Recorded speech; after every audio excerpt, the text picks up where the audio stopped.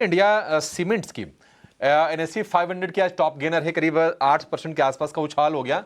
हालांकि जो खबर हमने भी बताई कि इन्होंने इंडोनेशिया में एक एसोसिएट कंपनी थी इनकी, उनमें इनके 2 सब्सिडरीज ने अपने स्टेक को ट्रिम किया है, लेकिन वहां से इनकी जो टोटल जो रेवेन्यू कंट्रीब्यूशन था वो 1% का भी नहीं था, 0.5% के आसपास था।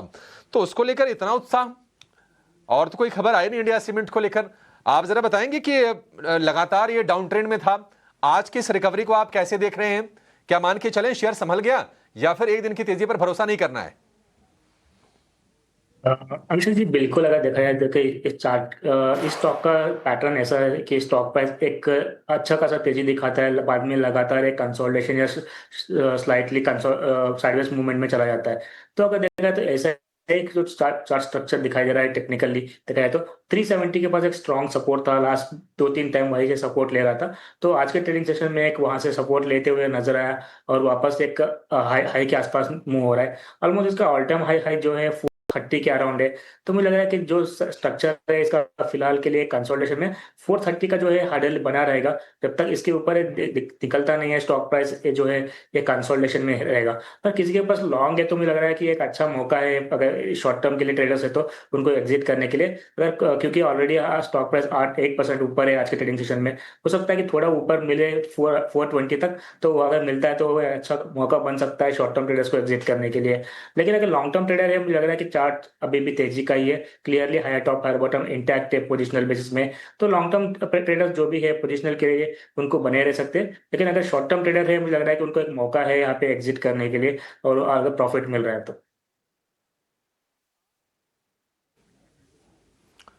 ठीक है, लंबी अवधि के लिए बने रहें। शॉर्ट टर्म में आप चाहें तो इसमें से एग्जिट कर सकते हैं। 430 के ऊपर जाएगा तो ही आप मान के चलेगा कि जो तेजी का मोमेंटम है यहां से वो कंटिन्यू होता हुआ नजर आएगा। एक एरिया बाजार का और है, इस पर राय आपसे हम चाहेंगे नीरव जी, और वो है कैपिटल गुड्स का खेमा। आज सीमेंस में करीब 1% की तेजी है। हमने अच्छी बाइंग देखी हाल फिलहाल सीमेंस में। एबीबी का शेयर चल रहा है, थोड़े मोमेंटम में आते हुए दिख रहे हैं।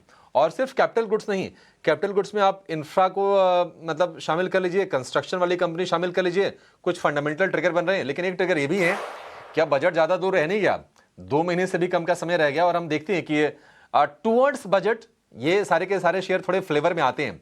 आपकी राय क्या है इनको लेकर नीरव जी? और कैपेक्स जो पिकअप कर रहा है, आपको लगता है कि फायदा होगा? और आपके स्टैंड आउट पिक्स कौन से होंगे इसमें से? Yes definitely. देखिए, आपने जैसे बताया कि second half of this year हमें लग रहा है कि कहीं ना कहीं कैपेक्स का एक रिवाइवल हमें देखने मिल सकता है। आज स्पेशली जो ये बढ़ोतरी देखी है ये सारे स्टॉक्स में, इसका एक कारण ये भी है कि रशिया के प्रेसिडेंट पुतिन इंडिया विजिट पर हैं। 2 दिन इंडिया में रहेंगे, तो कहीं ना कहीं हमें लग रहा है कि कुछ नेगोशिएशंस, कुछ डील्स भी हो सकती हैं related to infrastructure, related to defence, related to similar sectors. तो कहीं ना कहीं ये सारे स्टॉक्स को डायरेक्टली या इनडायरेक्टली कहीं ना कहीं कुछ बेनिफिट हो सकता है from a long term perspective. काफी समय से कंसोलिडेशन में रहा है ये पर्टिकुलर सेक्टर। अगर आप काफी सारे स्टॉक्स देखेंगे इस क्षेत्र में, तो फर्स्ट ऑफ द ईयर थोड़े बहुत कंसोलिडेशन में ही रहे हैं। आंकड़े ठीक ठाक रहे हैं Q2 के, बट Q3 Q4 के ऐसी अपेक्षा है कि थोड़े से बेटर होंगे सिक्वेंशियली भी एंड YOY बेसिस पे भी। प्लस अगर केपेक्स का कुछ रिवाइवल देखने मिलता है तो डेफिनेटली आगे जाके हमें 6 से 12 महीने का अगर व्यू है तो आप बने रहिए ये सारे स्टॉक्स में। Definitely overall India as a space